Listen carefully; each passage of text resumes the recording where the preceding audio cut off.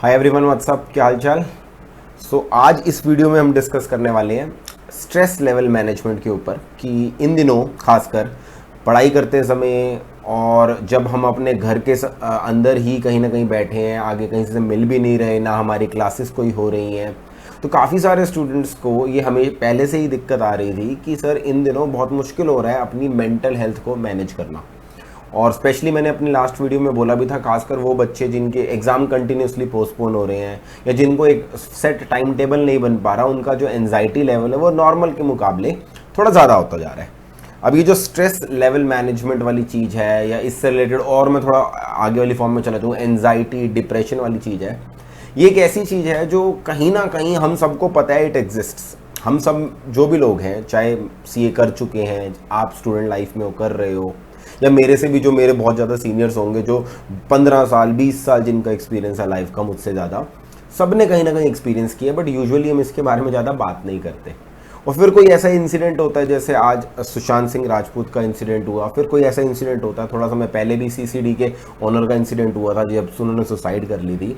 जब हमें ऐसा दिखता है कि जिन चीज़ों के पीछे हम रोज रोज भाग रहे हैं, ultimately we all are running behind success, और अब हम देखते हैं कि एक ऐसा पर्सन जो हम सबके नज़रों में एक सक्सेसफुल पर्सन था, उसके पास पैसा था, फेम थी, एंड वो भी ऐसा ड्रास्टिक स्टेप ले लेता है, तो उस समय हमें ये चीज़ रियलाइज़ होती है फॉर 1 डे 2 डेज और इवन अ वीक, कभी कभार हमें ये थोड़े छोटे स्पैन के लिए भी बट ये रियलाइज़ होता है कि सबसे इंपॉर्टेंट चीज़ जो हम सबके लिए है वो है मेंटल हेल्थ। तो आज इसी के ऊपर बात करेंगे कि मेंटल हेल्थ अपनी कैसे मेंटेन रखें। मैं पहली वीडियो में बता देता हूँ, मैं कोई इस चीज़ का एक्सपर्ट तो हूँ नहीं कि मैं आपको कोई बीइंग अ साइकेट्रिस्ट कोई बहुत अच्छी टिप्स दे दूँ, बट हाँ, जो चीज़ें मुझे लगी मेरे एक्सपीरियंस के हिसाब से, क्योंकि मैं भी स्टूडेंट लाइफ के थ्रू गया हूँ, और स्टूडेंट लाइफ में सिर्फ स्टडीज़ ही हमारे लिए दिक्कत नहीं होती, स्टडीज़ के साथ साथ हम सबकी लाइफ में पर्सनल लेवल पे, फ्रेंड्स लेवल पे, सोशल लेवल पे कुछ ना कुछ चल रहा होता है। अलग अलग हो सकता है थोड़ा बहुत, बट मोर और लेस कुछ ना कुछ चल रहा होता है जो हम सबको परेशान कर रहा होता है। किसी के लिए वो हो सकता है उसकी कोई फैमिली प्रॉब्लम हो, किसी के लिए हो सकता है उसकी फैमिली की फाइनेंशियल प्रॉब्लम हो, किसी के लिए हो सकता है उसका रिलेशनशिप हो, कोई बॉयफ्रेंड गर्लफ्रेंड का दिक्कत चल रही हो, किसी के लिए उसके फ्रेंड्स हो सकते हैं, और किसी के लिए ये हो सकता है कि शायद उसके फ्रेंड्स या उसका सर्कल उससे बुली करता है। कोई ना कोई आपके अंदर कोई वीकनेस भी नहीं बोलूंगा, कोई एक ट्रेट को हम अपनी वीकनेस मान लेते हैं। कोई ये कहता है कि यार मैं दिखता अच्छा नहीं हूँ, कोई कहता है शायद मेरा दिमाग इतना अच्छा नहीं है। हम उसको इस एज में, खासकर जो 18 से 29-30 की एज होगी, मैं भी अपने आप को उसमें कवर करता हूँ, जिस एज में मैं हूँ, इस पूरी एज के अंदर जो 18 से 30 की एज में होती है, हम उसको कहीं ना कहीं अपनी प्रॉब्लम बना लेते हैं। तो आज उन सब के बारे में एक एक करके बात करेंगे, और मैंने पर्सनली जो चीज़ें ट्राई करी हैं वो मैं डिस्कस करूंगा कि इन दिनों आप खासकर जब अपने घर पे बैठे हैं, जब आपकी यूजुअल लाइफ नहीं चल रही, आप क्या क्या चीज़ों को कर सकते हैं। चलिए एक एक करके डिस्कस करते हैं। सबसे पहली बात, एक चीज जो मैंने नोट करी, जो हमारी सब लोगों की प्रॉब्लम्स का कारण है, सिर्फ स्टूडेंट्स की नहीं, इनफैक्ट मैं भी अपने आप को इंक्लूड करूंगा, वो ये है, जैसी कोविड-19 की वजह से हम लोग घर बैठे, हम सबके शेड्यूल बहुत ड्रास्टिकली बिगड़ गए। इनफैक्ट मैं अपना आपके बारे में बताऊं, मैं सुबह बहुत जल्दी उठता था, 6:30 मैं उठ जाता था, 7:15 मैं अपने घर से निकल जाता था, एंड पूरा दिन फिर मैं अपने अकेडमी पे यूट्यूब की रिकॉर्डिंग्स, वैसे फेस टू फेस ये सारा कुछ लेता था। ये मेरा शेड्यूल था। आई होप आप सबका भी ये शेड्यूल होगा, आप भी सवेरे जल्दी उठ के अपने अपने काम पे आते थे। अब ये शेड्यूल इतना ड्रास्टिकली खराब हो गया कि बीच में, to be very honest, initially जब लॉकडाउन चल रहा था, मेरा शेड्यूल ऐसा बन गया कि मैं सवेरे 5 बजे, सवेरे 6 बजे सो रहा हूँ, पूरी रात नींद नहीं आ रही है, फिर पूरा दिन में सो रहा हूँ। And I want to touch on this topic. ये बहुत सिंपल सी चीज़ है, but I know for a fact that हमारे एज के लोग, मतलब आपकी में और मेरी एज में बहुत ज़्यादा डिफरेंस नहीं है, हमारी एज के लोगों में ये प्रॉब्लम है कि हम लोग रात को जागना ज़्यादा पसंद करते हैं, और उसका हम बहाने के रूप में ये बोलते हैं कि रात को मेरी प्रोडक्टिविटी ज़्यादा होती है, रात को शांति होती है, रात को। आई एग्री, मैं भी जब पढ़ाई करता था, मैंने अपनी पूरी स्टूडेंट लाइफ, जो अपने आप बोल सकते हो 10 साल हैं, 12 साल हैं, स्कूल टाइम से लेकर अब तक, वो सारे ऐसे ही गुजारे हैं कि मैं रात को जागता था, मगर उसकी ना एक लिमिट होती थी, 1 बजे तक, 2 बजे तक, दिस वॉज द लिमिट। आजकल मैं देख रहा हूं प्रॉब्लम ये आ रही है कि पूरी पूरी रात नहीं सो रहे। अब उससे होता है पता है क्या, वो जो स्पैन होता है ना हमारा, स्पेशली मैं बोलूंगा 3 बजे से लेकर 6 बजे तक का स्पैन, उस समय नेगेटिव थॉट्स आती हैं। मुझे पता नहीं, इसका साइंटिफिक कारण नहीं पता, बट एक चीज पक्का है, उस समय नेगेटिव थॉट्स आती हैं, और हमारे जो सारे स्ट्रेस और एंजाइटी का लेवल है ना, कुछ हद तक मैं इस चीज को भी मानता हूं कि उस पीरियड के दौरान हम कुछ कर पा नहीं रहे होते, ना हमें नींद आ रही होती है, ना हमारी एफिशिएंसी आ रही होती है, हम बड़ा हेल्पलेस सा फील करते हैं। तो हमारी दुनिया जहां की जो टेंशन्स हैं जिनके ऊपर हमें कुछ एक्शन ले तो वो शायद टेंशन सॉल्व हो जाए, वो प्रॉब्लम सॉल्व हो जाए, उस समय क्योंकि हम एक्शन नहीं ले पा रहे होते, 3 से 6 बजे के बीच में बंदा क्या एक्शन लेगा, तो वो प्रॉब्लम हमें बहुत बड़ी लग रही होती है। और वहीं से स्टार्ट होता है हमारी अगली प्रॉब्लम का, जिसका नाम है ओवर थिंकिंग।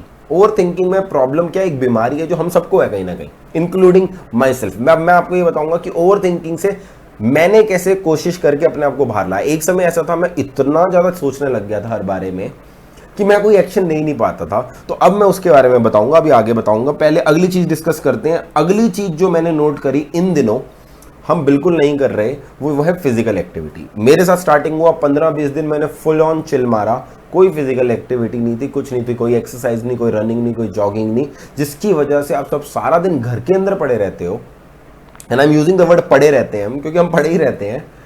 तो उस वजह से हमारे ना माइंड के ऊपर बहुत बुरा असर पड़ता है।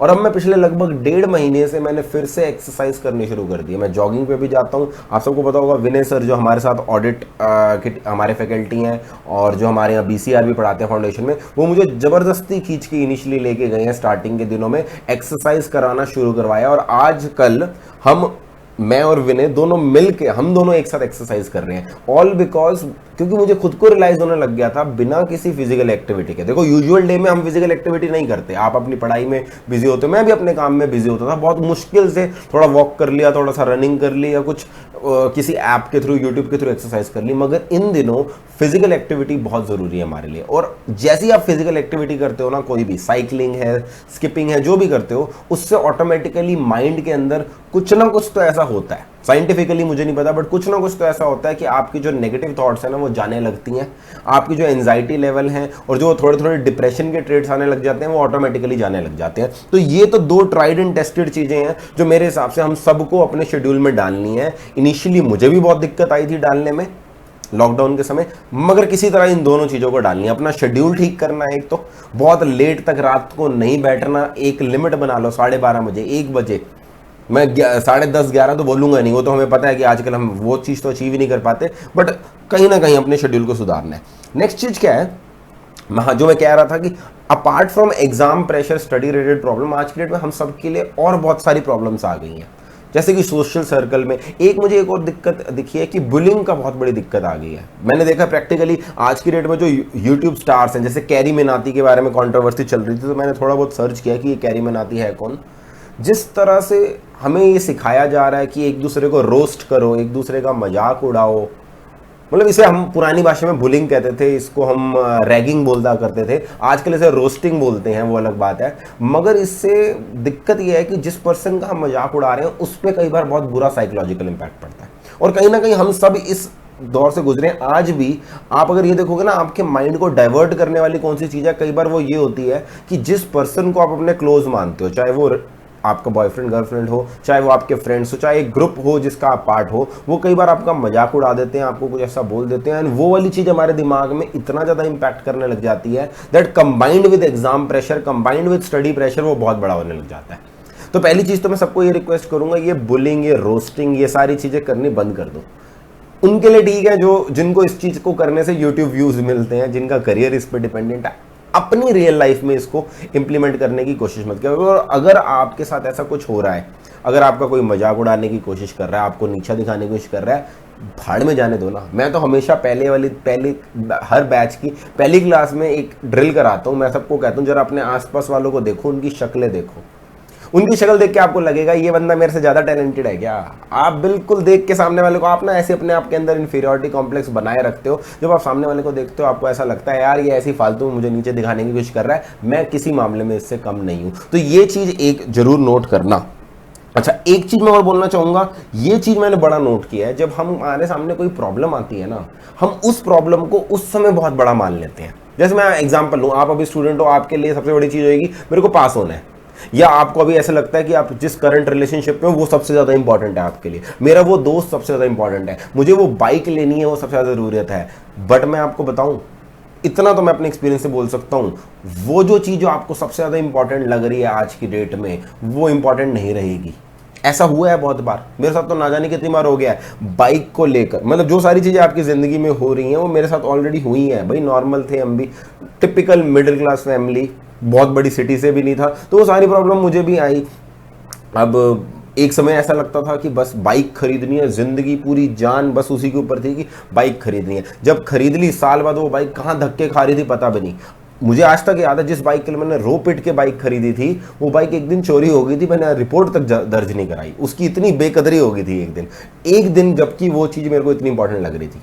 स्कूल, अभी आपके लिए सबसे इंपॉर्टेंट चीज़ होगी मुझे पढ़ना है, रैंक लानी है, मेरे लिए भी थी। आज कई बार मेरे से कोई सब्जेक्ट में मार्क्स पूछते हैं, मुझे सब्जेक्ट के मार्क्स भी नहीं याद। फिर हमें होता है कि हम अगर सीए क्लियर कर जाए तो हमें जॉब चाहिए। सबका ड्रीम होता है बिग फोर में जाना है। आप में से जो सारे सुन रहे हैं, बहुत सारे लोगों का ड्रीम होगा मुझे बिग फोर में जाना है। मेरा भी ये ड्रीम था, मैं बिग फोर में गया भी था, मगर जो जी जान लगा के आपको बिग फोर में जाना था, जिसकी वजह से इंफीरियरिटी कॉम्प्लेक्स आ रहा था, एक दिन मैंने रियलाइज किया यार मुझे ये नहीं चाहिए, मैंने छोड़ दिया उस चीज़ को। ऐसी जब 12th क्लास के बाद होता था दिल्ली यूनिवर्सिटी में नॉर्थ कैंपस में एडमिशन लेना है, टॉप 5 कॉलेजेस में, मैंने भी उस चीज़ को लेकर ना जाने कितना स्ट्रेस बिल्ड कर लिया था। आई स्टिल रिमेंबर एसआरसीसी में एडमिशन नहीं हुआ था, उसकी जगह जब रामजस में मेरा एडमिशन हुआ था तो कितना परेशान हुआ था मैं। बट आज जब मैं सोचता हूँ, मैंने तो रामजस कॉलेज भी छोड़ दिया था, वो कॉलेज जिसके लिए बच्चे आज भी सोच रहे हैं, ड्रीम कर रहे हैं, मेरा भी एक समय में ड्रीम था, उसको मैंने 6 महीने में छोड़ दिया था। तो एक चीज तो पक्का है, नथिंग इज परमानेंट। आज जिस चीज को आप अपनी जान से ज्यादा प्यार करके बैठे हो कि नहीं मुझे तो ये चीज चाहिए ही चाहिए, एक दिन वो चीज शायद आपको नहीं चाहिए होगी। इस चीज को हमें रियलाइज करना पड़ेगा, तभी उससे रिलेटेड जो टेंशन है, जो एंजाइटी है, वो हमारी कम हो सकती है। ये एक टिप अपने दिमाग में फिट कर लो, जब भी ऐसा लगे ना मुझे ये चीज चाहिए, किसी भी चीज से इतना ज्यादा जुड़ाव रख लोगे ना, चाहे वो कोई भी चीज हो, कोई पर्सन हो, चाहे वो कोई अचीवमेंट हो, कोई डिग्री हो, दिक्कत डालेगी, क्योंकि आपने अपनी सारी फीलिंग, इमोशन उस चीज के साथ अटैच कर दी, विच इज रॉन्ग। अच्छा, यही चीज मैं अगली चीज में कह रहा था, आपको माइंड पे प्रेशर कम करने का एक तरीका, आप ये वाली चीज ना मैं ऐसे ही बताऊं, ओवर थिंकिंग की प्रॉब्लम को ओवरकम करने के लिए मैंने खुद भी बहुत सारे मोटिवेटर्स को सुना। पिछले 3 साल पहले की बात है, 3 या 2.5 या 3 साल पहले की बात, जब मुझे आपको ऐसा लग रहा था कि मैं अपने करियर में, अपनी लाइफ में कहीं स्टक हूँ, तो ओवर थिंकिंग कर रहा हूँ, तो उसके लिए मैंने संदीप महेश्वरी को सुना, मैंने सतगुरु को सुना, मैंने गोपाल गौर दास मोटिवेशनल स्पीकर हैं उनको सुना, मैंने 1-2 और लोगों को, जय शेट्टी वगैरह, इन सबको सुना। अब उसके अंदर मुझे एक चीज जो आज भी याद रहती है, संदीप महेश्वरी ने अपनी एक वीडियो में बोला थी, और वो मुझे याद है, सारी चीजें याद नहीं रहती, मुझे एक चीज याद थी।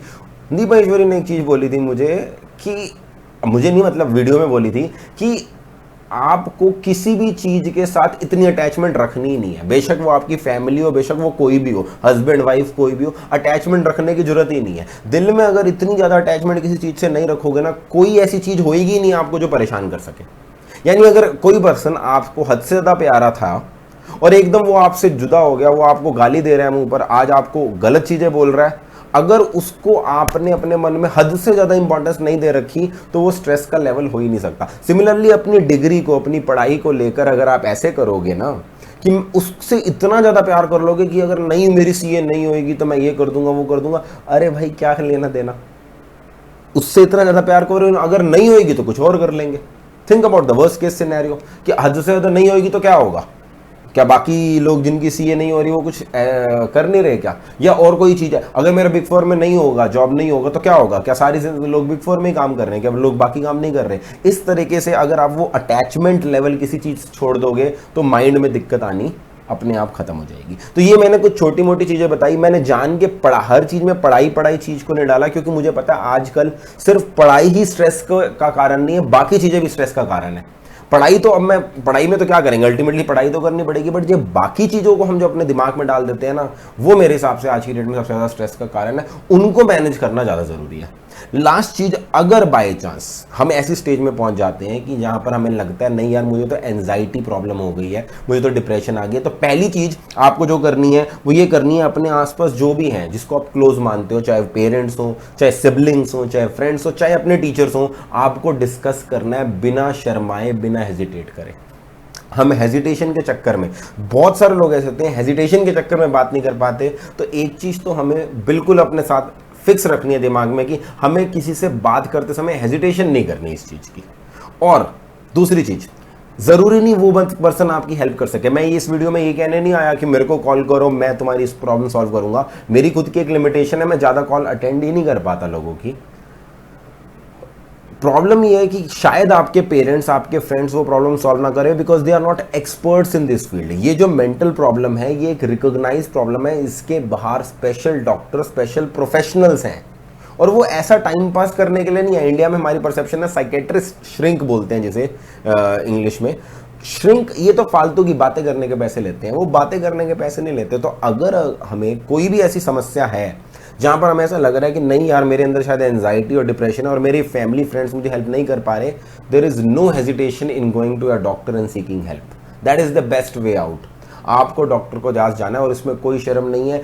हम कहीं ना कहीं इंडिया में इसको प्रॉब्लम मान नहीं रहे, मगर इस तरह के जैसे इंसिडेंट है इसके बाद आई थिंक हमको एक सीख लेनी चाहिए कि अगर हमारे साथ या हमारे आसपास किसी के साथ ऐसा हो रहा है, we need to go and see a doctor या let that person, encourage that person to go and see a doctor. तो ये मेरी एक चीज एडवाइस थी सबके लिए। आखिरी चीज, मैंने एक अपना पर्सनल मेथड बना रखा है जो थोड़ा सा फनी है मगर मेरे को बहुत काम आता है। वो ये आता है, जब भी मैं किसी प्रॉब्लम में होता हूँ ना, किसी चीज को लेकर ओवर थिंक कर रहा होता हूँ, यार ये ऐसे करूँ वैसे करूँ, मैंने एक चीज नोटिस करी है, हम लोग ना अपनी प्रॉब्लम्स को बहुत बड़ा मानते हैं और सामने वाले की प्रॉब्लम को बहुत छोटा मानते हैं। जैसे मैं एग्जांपल लेता हूँ, आपका खुद का अगर ब्रेकअप हुआ है ना, आप ऐसे फुल ऑन रो रहे होगे, परेशान, यार मेरी जिंदगी बर्बाद हो गई, मेरा सब कुछ वही थी या वही था।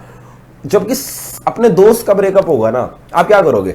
मोस्टली जब हमारे दोस्त रोते पिटते आते हैं हमारे पास, यार मेरा ब्रेकअप हो गया, ये हो गया वो हो गया, आप क्या कहते हो? क्या हो गया यार, छोड़ना, चिल मार, चला घूम फिर के आते हैं, चल ऐसे ये टाइम पास करके आते हैं।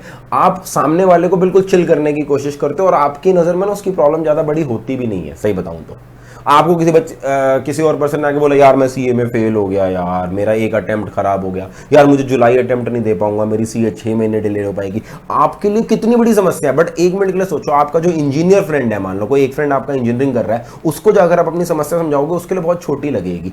यानी एक चीज पक्की है, हम लोग ना बड़े पार्शियल लोग हैं। सारे लोग अपनी प्रॉब्लम को बहुत बड़ा मानते हैं, दूसरे बंदे की प्रॉब्लम को बहुत छोटा मानते हैं।